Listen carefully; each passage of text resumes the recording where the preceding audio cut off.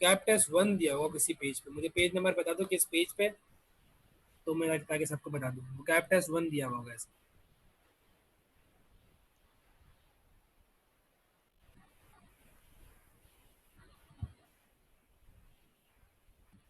Page number 56 पे भाई।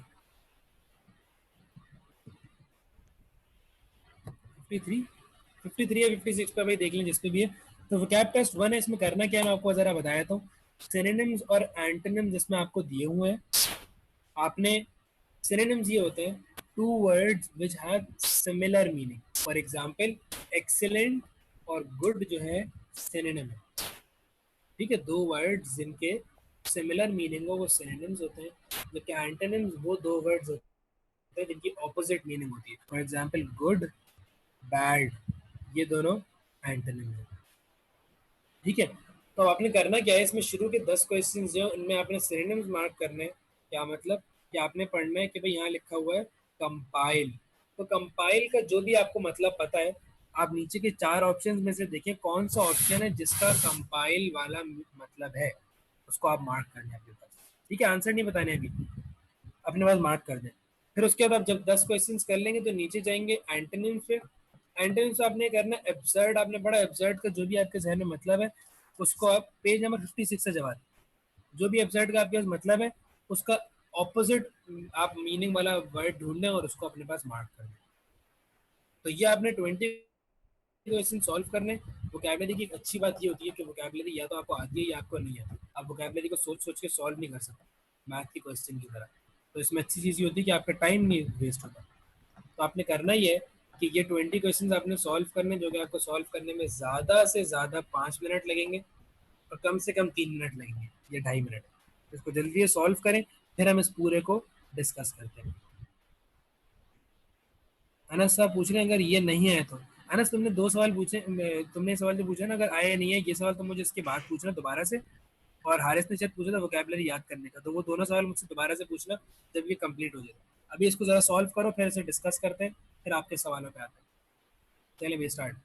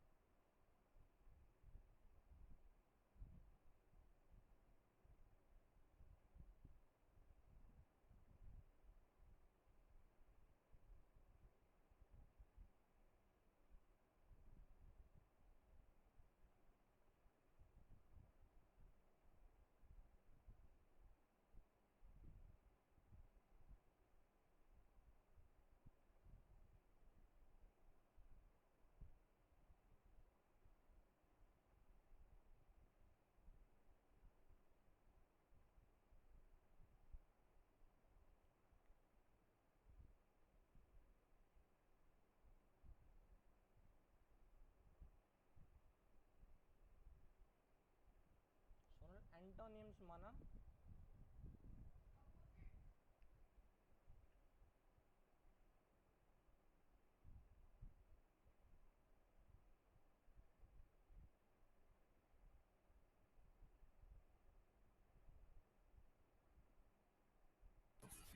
अच्छा कंप्लीट होते जाए तो मुझे चैट में बता दिएगा ताकि फिर हम डिस्कशन शुरू करें।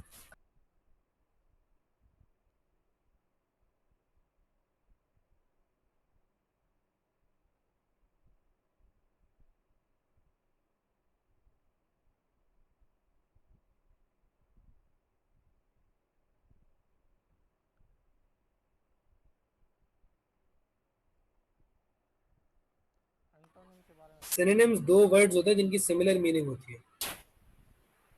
सॉल्व सारे करने हैं भाई, अगर नहीं आते तो तुक्के लगाएं, सारे सॉल्व होने चाहिए, 20 on 20 के ऊपर आपने आंसर मार्क किया हुआ होना चाहिए। कोई बात नहीं, नहीं पता मीनिंग तो आप गेस करें, तुक्का लगाएं, थोड़ा सा अफसोस करें और फिर तुक्का लगा दें। मुमताज साहब ये वाली एनोटेशन वाले काम नहीं करो भाई।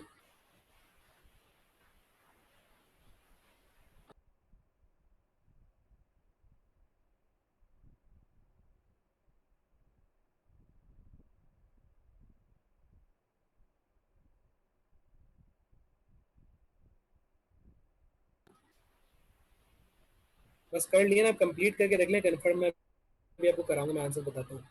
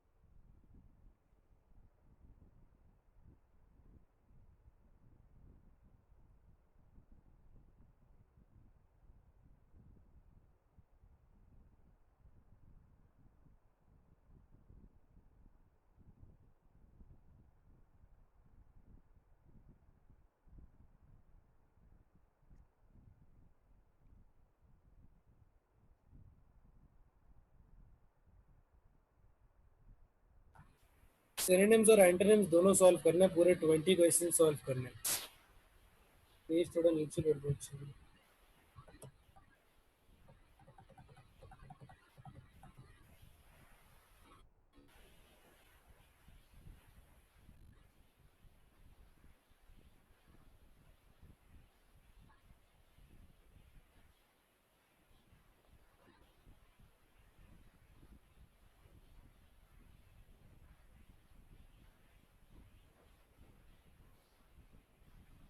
अभी आंसर्स हम डिस्कस करते हैं, ज़रा सबका कंप्लीट हो जाए ना।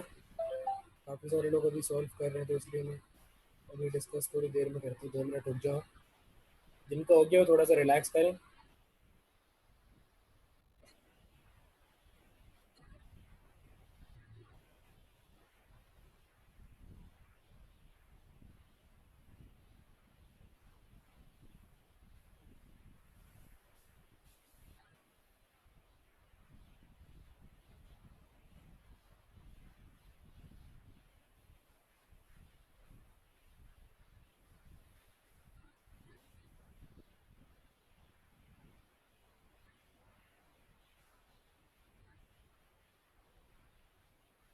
जो नहीं समझ आया भाई, वो वाले भी सबने मार्क करने हैं, कोई ऑप्शन छोड़ना नहीं है। तुमने इंटरनेट हलाई थी सही?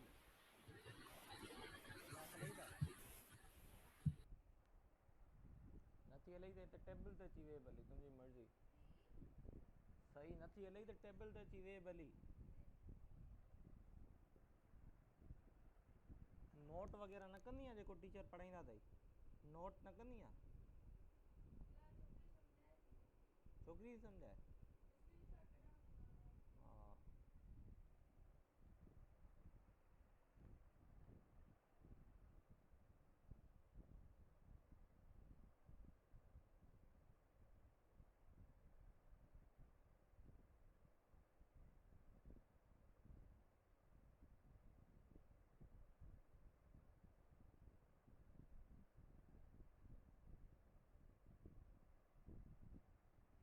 हा चलिए, मेरे ख्याल से सबका हो गया, अब डिस्कस कर लेते हैं। नेगेटिव मार्किंग वाला जो है, उस टेस्ट में अगर आप कोई क्वेश्चन छोड़ दें तो उस पर नेगेटिव मार्किंग नहीं होती, लेकिन मेरे ख्याल से नेगेटिव मार्किंग का कोई टेस्ट नहीं है आप लोगों का।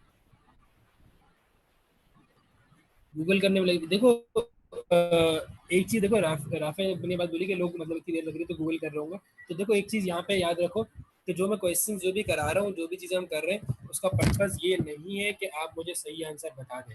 सही आंसर अगर देखना है ना, तो बुक में 3-4 पेजेस आगे जाओ, एंड में दिए हुए सारे आंसर, तो वहां से देख लिया करो आंसर अगर देखना है। तो पर्पज आंसर तो सही करना है ही नहीं। पर्पस ये है कि आपको चीज़ आती हो और अपने आप को इवेल्युएट कर रहा हूँ। अगर आप बिल्कुल सही से ईमानदारी से करेंगे आज टेस्ट सॉल्व, फिर कल करेंगे, तो आपको डेली पता चलेगा यार कि मेरे में अंदर कितनी इंप्रूवमेंट आ रही है। तो यहाँ पे मैं तो आपको कंट्रोल कर ही नहीं सकता, देख ही नहीं सकता। और मैं टाइम लिमिट भी सिर्फ इसलिए लगाता हूँ क्योंकि टेस्ट में टाइम लिमिट होगी तो आपको वहाँ उसके हिसाब से मैं प्रिपेयर कर सकूँ। तो अगर आपको वाकई में प्रिपेयर होना है या आपको वाकई में कुछ टेस्ट क्लियर करना है तो आप इस चीज़ का बिल्कुल बेनिफिट लें।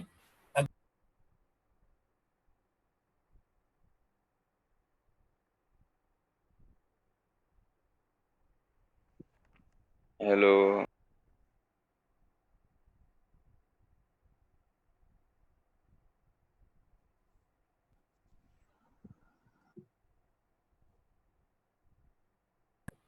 आवाज़ आ रही है आप लोगों को? आवाज़ आ रही है आप लोगों को? ठीक है। तो जो मैं ये बात बोल रहा था कि भाई आप लोग जो आंसर सही बताने वाली बात जो है उसके ऊपर फिक्र ना करें। मुझे अगर कोई ये बताता है कि उसके 18 सही हो गए, 19 सही होगा आउट ऑफ 20, तो I won't be impress by that. I would rather be impress by someone जिसके 8 9 10 सही हो रहे थे, फिर अगले दिन 11 सही हो, फिर अगले दिन 12 सही है, कॉन्स्टेंटली जो इम्प्रूव हो रहा है। मुझे इम्प्रूवमेंट वाले लोग भाई पसंद है। मुझे फुल पॉइंट्स लेके आने वाले से कोई इतना वो नहीं पड़ता। अच्छी बात है फुल पॉइंट्स आपके आ रहे हैं, लेकिन तो इसलिए आप फुल पॉइंट्स के लिए कोई एफर्ट ना करें। सीखना है भाई हमने यहाँ पे। जब टेस्ट दे रहे होंगे ना एक एड का, वहाँ पे फुल पॉइंट्स के लिए जो कुछ करना होगा वो कर लिएगा। अभी फिलहाल करने से फ़ायदा नहीं होगा, नुकसान ही होगा। चलिए मैं स्टार्ट करते हैं। सबसे पहला वर्ड है हमारे पास कंपाइल। कंपाइल का मतलब क्या होता है और क्या आंसर होगा? कंपाइल का मतलब सी बोलना है भाई। इसका मतलब होता है गैदर करना, जमा करना, तो आंसर सी हो जाएगा। परफेक्ट। ठीक है भाई। Second, commence. कमेंस का कह रहे हैं बी। कमेंस का होता है, आपने सुना होगा कि फंक्शंस वगैरह बोला है कि you like to commence the ceremony now. Commence का मतलब होता है स्टार्ट करना, बी हो जाएगा। ठीक है भाई। अच्छा, अगर कोई और ऑप्शन का मतलब ना पता हो तो वही मुझसे पूछ लिया करिएगा कि भाई ना, लेकिन वर्ड का बताएगा। फॉर एग्जाम्पल आप पूछेंगे भाई नियरिंग फिनिश का क्या मतलब है, नियरिंग फिनिश लिख देगा तो मैं बता दूंगा कि उसका मतलब क्या है। थर्ड है हमारे पास कंजेक्चर। कंजेक्चर का मतलब क्या होता है? सी या फिर डी? कंजेक्चर का मतलब होता है टू गेस, तुक्का लगाना। तो आपने तुक्का लगाया, उसका क्या पता आपको तुक्का सही लग गया, तो आंसर ऑप्शन सी हो जाएगा इसका। ठीक है। फोर्थ है ऑस्पिशियस। ऑस्पिशियस का मतलब क्या होता है? रेंटा कह डी। मेजोरिटी लोग बी बोल रहे हैं, कुछ लोग सी बोल रहे हैं। भाई ऑस्पिशियस का मतलब होता है फेवरेबल। कहाँ पे लिखा हुआ देखा? ऑस्पिशियस एग्जाम में बहुत ज़्यादा ही होता है। नहीं नहीं, सस्पिशियस जैसे तो नहीं आ रहे। जोवियल का मतलब मैं बताता हूँ सर। मुझे बताओ ऑस्पिशियस कहाँ पे लिखा हुआ होता है? कहाँ देखा है ऑस्पिशियस लिखा हुआ?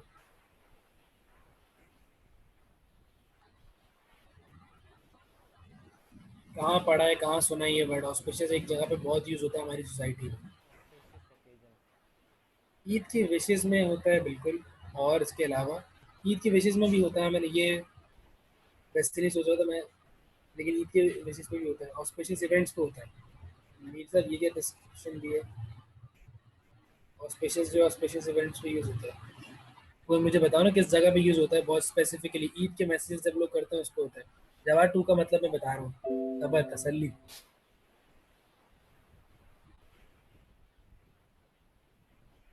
ऑस्पिशियस यार यूज होता है शादी के कार्ड पे लिखा हुआ होता है। गुड ओकेजन पे तो जाहिर सी बात है गुड ओकेजन भी होगा। शादी के कार्ड पे लिखा होता है, कभी गौर से पढ़ना।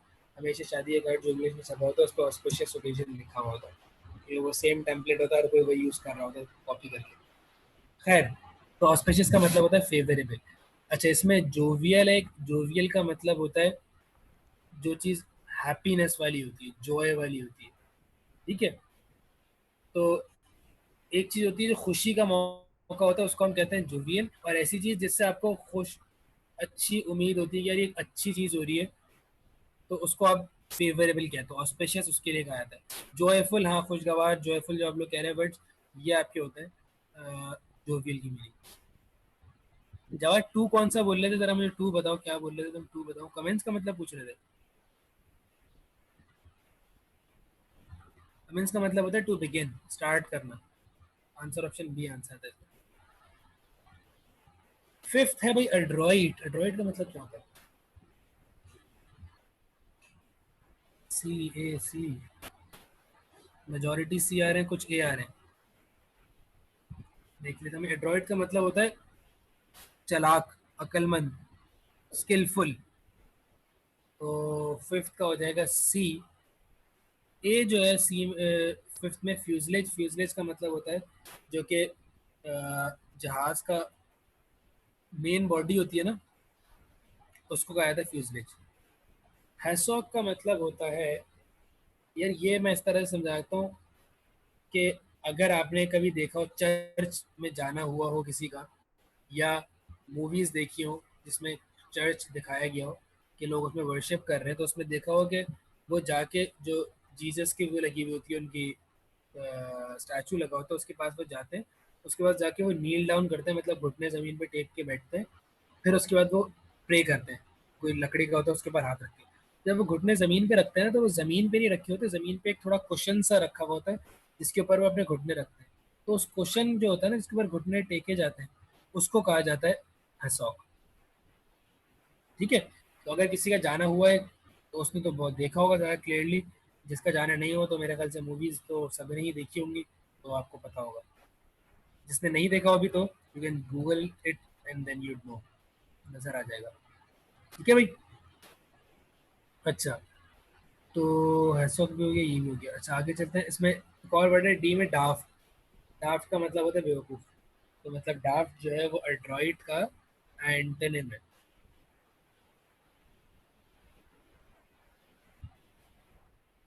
सिक्स है लेटेंट। लेटेंट का मतलब क्या होता है?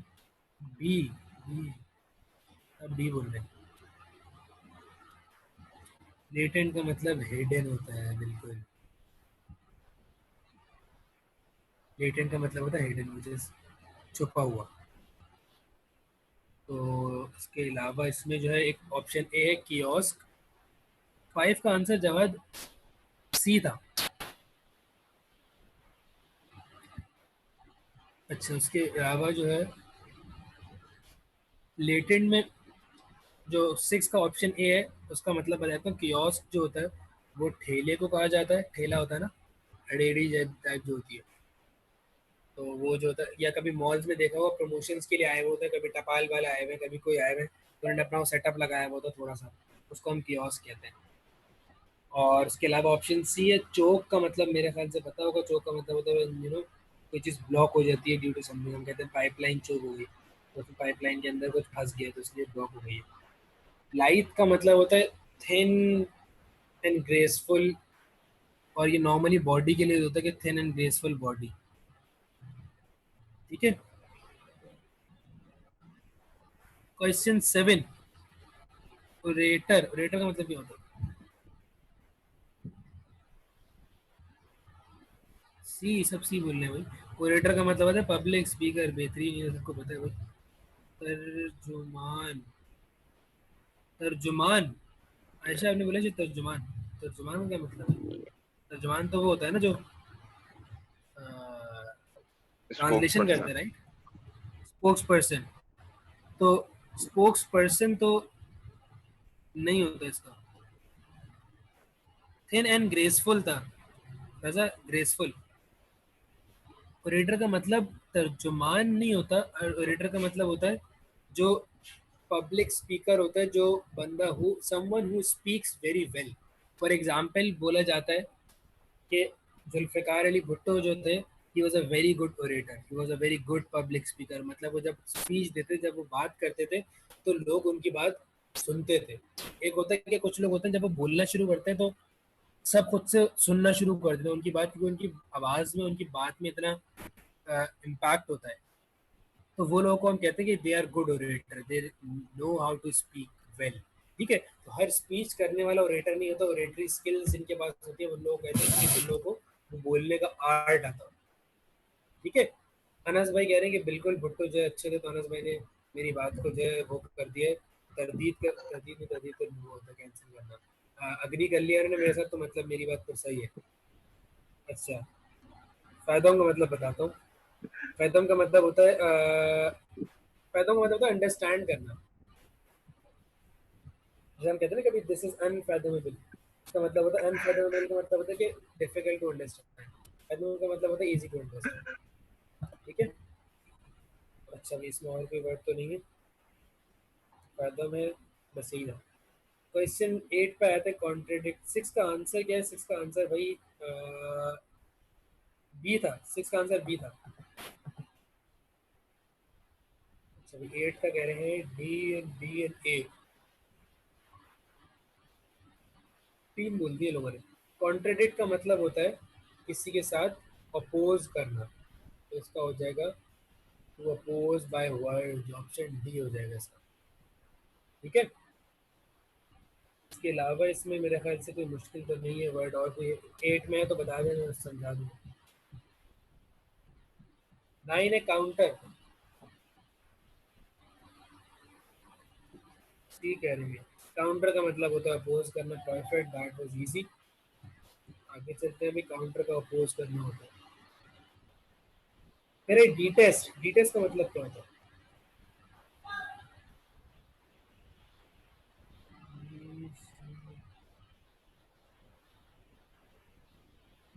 डी टेस्ट का मतलब होता है टू हेट इंटेंसली, तो इसका हो जाएगा बी। ठीक है भाई, कोई 8 पूछ रहा था, 8 का मतलब 8 का जो आंसर था वो डी था, डॉग। 9 का जो था, मार्क करना तो तो डी था। 9 का जो था वो सी था, और 10 का जो है ये है। तो डिटेल्स जो है समझो, हेट की एक एक्सट्रीम वर्ड है हेट का।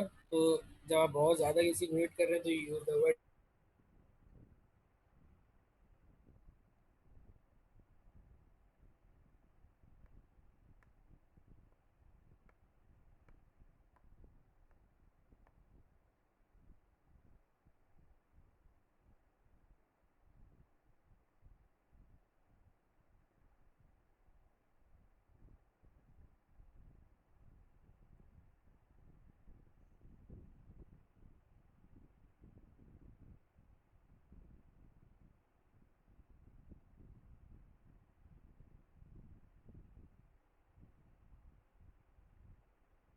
D C. आपने करना ये काम करते हैं, एंटरनेट को थोड़ा चेंज करते हैं गेम के हम रूल्स को।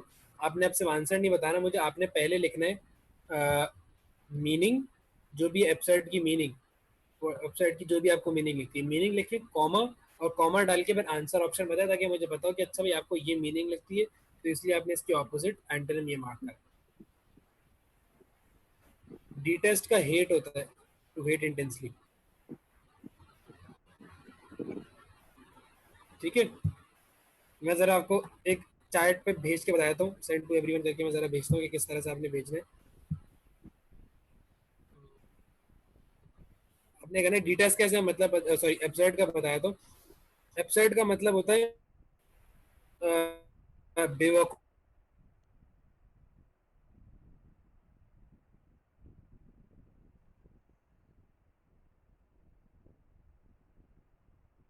एब्सर्ड की मीनिंग होती है इलॉजिकल या इरेशनल।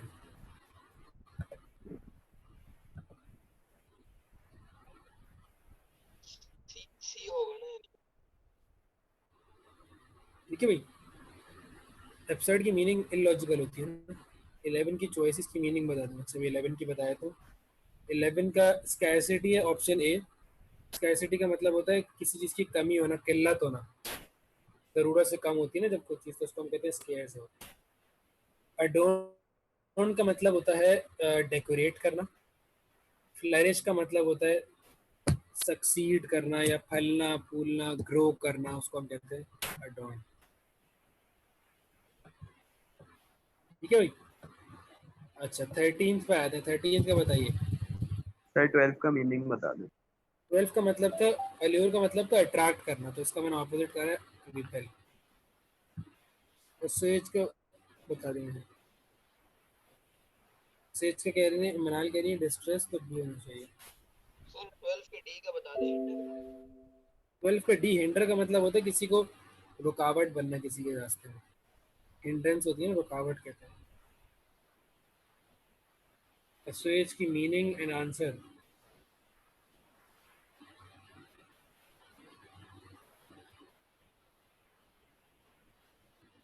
क्या हुआ कि रिप्लाई नहीं कर रहे या किसी को आ नहीं रहा है? असेज का मतलब होता है सब बी बोले जा रहे हैं। असेज का मतलब होता है काम डाउन करना, पैसिफाई करना, इंटेंसिटी रिड्यूस करना। फॉर एग्जाम्पल झगड़ा हो रहा था तो दो लोगों का, आपने जाके दोनों को समझाया कि भाई ये लड़ाई वड़ाई नहीं करो, गलत काम है, लड़ाई झगड़ा आपने खत्म करा दिया।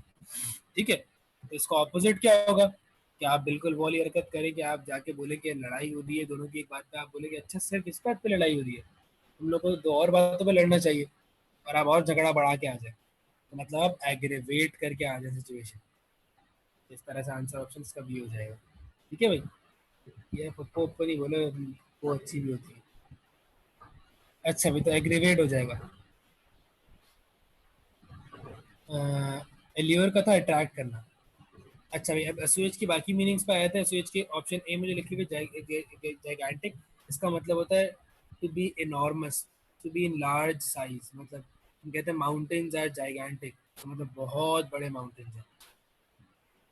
और डी लिखा हुआ है पैसिफाई, पैसिफाई का मतलब होता है काम डाउन करना। तो एसओएच की जो मीनिंग है ना, वो और पैसिफाई की मीनिंग सिमिलर है, तो दोनों सिनोनिम है।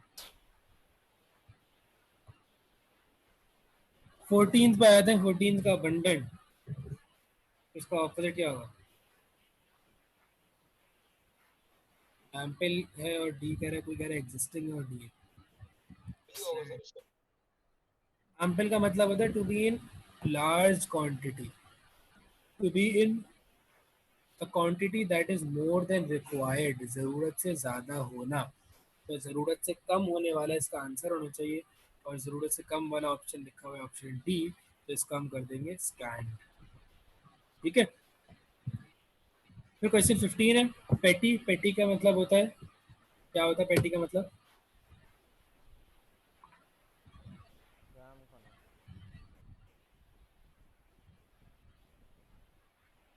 पेटी का मतलब होता है अनइम्पोर्टेंट होना, ट्रिवियल होना, तो इसका ऑपोजिट हो जाएगा।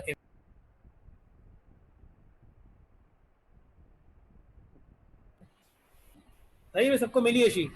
तो आपने करना क्या है कि ज़रा वो शीट अपने पास आप लोग निकाल लें। मैं यहाँ पे भी खोल लेता हूँ, ताकि जिनके पास नहीं है उनको भी पता चल जाए। मेरे पास sheet।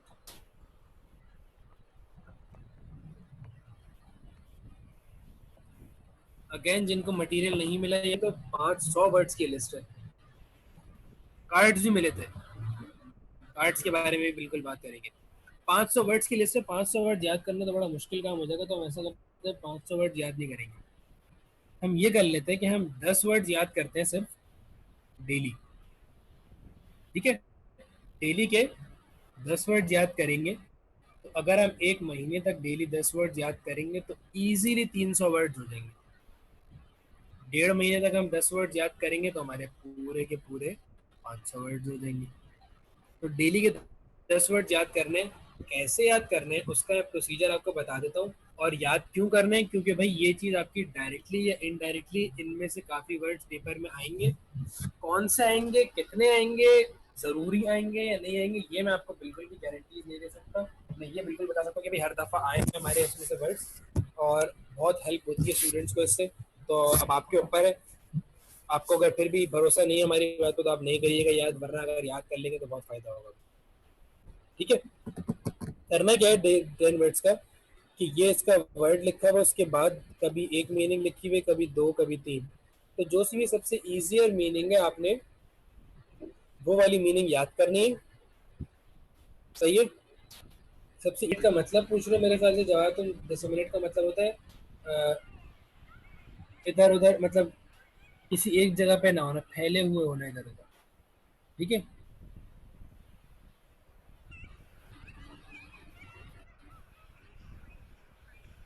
अच्छा भाई, तो this is it from my side for today. If anybody has any query, I am here, you can answer it, you can ask. अगर किसी को कोई सवाल नहीं है, आपको कोई क्वेरी नहीं है, तो you are free to leave the class. अल्लाह हाफिज फॉर दोज पीपल जो लोगों को सवाल है। I am here. स्टार्ट का मतलब होता है क्लियर।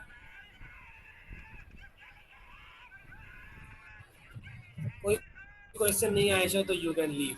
जिसको कोई सवाल नहीं है अल्लाह हाफिज। जिनको सवाल है मैं उनके लिए थोड़ा 2 मिनट यहाँ रुका हूँ, बाकी लोग चले जाएं, एंजॉय करें।